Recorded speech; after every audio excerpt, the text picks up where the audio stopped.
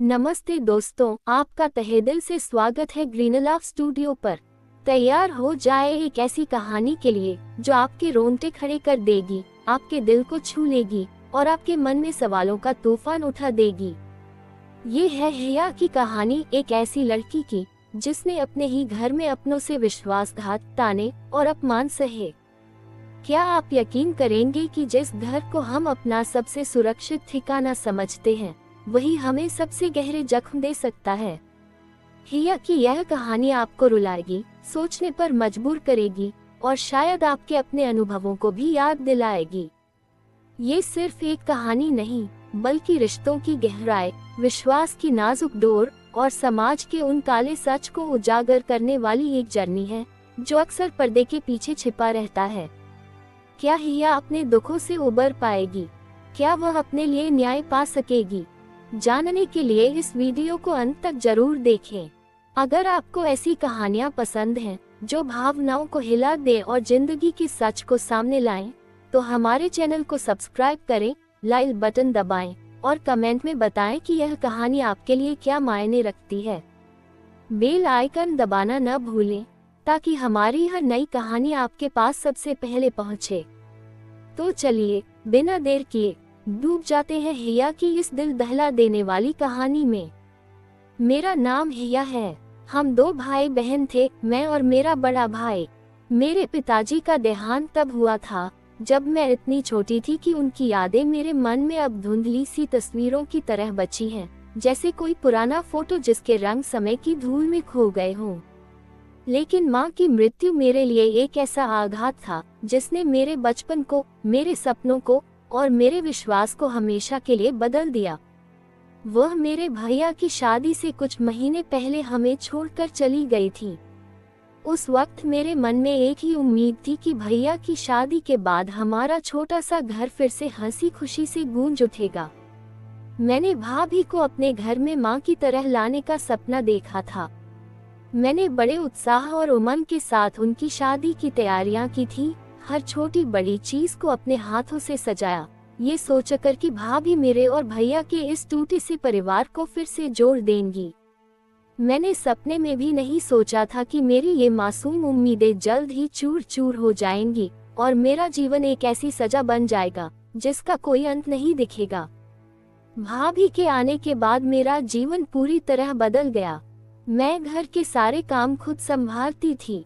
सुबह की झाड़ू पोंछा से लेकर रसोई में खाना बनाने, बर्तन धोने, कपड़े धोने और घर को चमकाने तक सब कुछ मेरे कंधों पर था। मैंने कभी शिकायत नहीं की। मुझे लगता था कि यह मेरा फर्ज है। आखिर भैया और भाभी मेरे अपने थे। मैं चाहती थी कि हमारा घर खुशहाल रहे, कि भैया को मेरे काम से सुकून मिले और भाभी को मेरी मेहनत पर गर्व हो। लेकिन भाभी को मेरे काम में हमेशा कोई न कोई कमी नजर आती थी। चाहे मैं कितनी ही मेहनत कर लूं, उनके लिए मेरा काम कभी काफी नहीं था। उनकी तीखी बातें, ताने और अपमान मेरे लिए रोजमर्रा का हिस्सा बन गए थे। हर दिन उनके शब्द मेरे दिल को चीरते थे, लेकिन मैं चुपचाप सब सहती रही, ये सोचकर कि शायद एक दिन वे मेरी मेहनत को समझेंगी। एक दिन की बात है, सूरज ढल चुका था और भैया काम से थके हारे घर लौटे। मैंने जल्दी जल्दी उनके लिए ताजी रोटियां बनानी शुरू की। भाभी को मैं पहले ही खाना दे चुकी थी। मैंने सोचा था कि भैया को गर्मागर्म रोटियां और उनकी पसंद की मसालेदार सब्जी परोसकर उनका थकान भरा दिन थोड़ा हल्का कर दूंगी। जैसे ही मैं भैया के लिए खाना लेकर उनके सामने गई, भाभी ने अपनी थाली जमीन पर फेंक दी। थाली के गिरने की आवाज ने मेरे दिल को दहला दिया। उनके चेहरे पर गुस्सा साफ दिख रहा था। उन्होंने चिल्लाते हुए कहा, यह क्या खाना बनाया है तुमने हिया? क्या इस तरह सब्जी बनाई जाती है? आखिर तुम मुझसे ऐसी कौन सी दुश्मनी निकालना चाहती हो? मैं डर के मारे 2 कदम पीछे हट गई। मेरे हाथ कांप रहे थे और मेरे गले में जैसे कुछ अटक गया था। मेरे मन में डर और शर्मिंदगी का तूफान उठ रहा था। मैंने डरते डरते पूछा, भाभी क्या हुआ? आप ऐसी बातें क्यों कर रही हैं? भाभी का चेहरा गुस्से से लाल हो गया था। उन्होंने तीखे स्वर में जवाब दिया, ये सब्जी तो बिल्कुल अच्छी नहीं, इसमें किरकिरापन और रेतीलापन है। तुमने सब्जी को ढंग से साफ नहीं किया।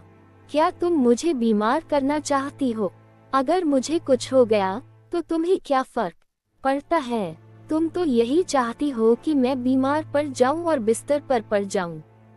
तुम्हारा तो इसमें फायदा ही होगा। मैंने अपनी सफाई में कहा, भाभी, मैंने तो सब्जी को अच्छे से धोया था। मैंने इसमें खूब मसाले भी डाले थे ताकि स्वाद अच्छा हो। लेकिन भाभी ने मेरी बात काटते हुए कहा, बस बहुत हुआ तुम्हारा नाटक। तुमने कसम खा रखी है मुझे परेशान करने की। हर दिन कोई न कोई काम बिगाड़ देती हो। तुम्हारा काम में बिल्कुल ध्यान नहीं। न जाने तुम किन ख्यालों में खोई रहती हो।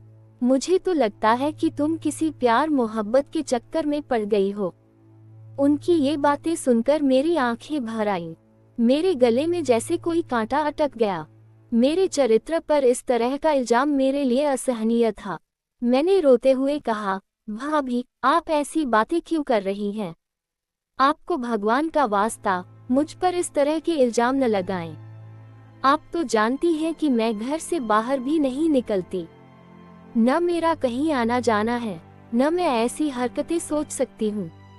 लेकिन भाभी ने तंज कसते हुए कहा, तुम जैसी चालाक लड़कियां घर बैठे ही बहुत कुछ कर लेती हैं। बाहर जाने की जरूरत ही नहीं पड़ती। तभी भैया हमारी बातचीत में शामिल हो गए।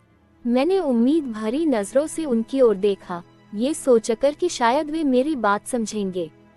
आखिर वे मुझे बचपन से जानते थे। मैंने हमेशा उनके लिए हर काम दिल से किया था। लेकिन भैया ने सिर झुकाए मेरी शिकायतें सुनी और चुप रहे। भाभी ने फिर मुझे ताने मारे, इतनी मासूमी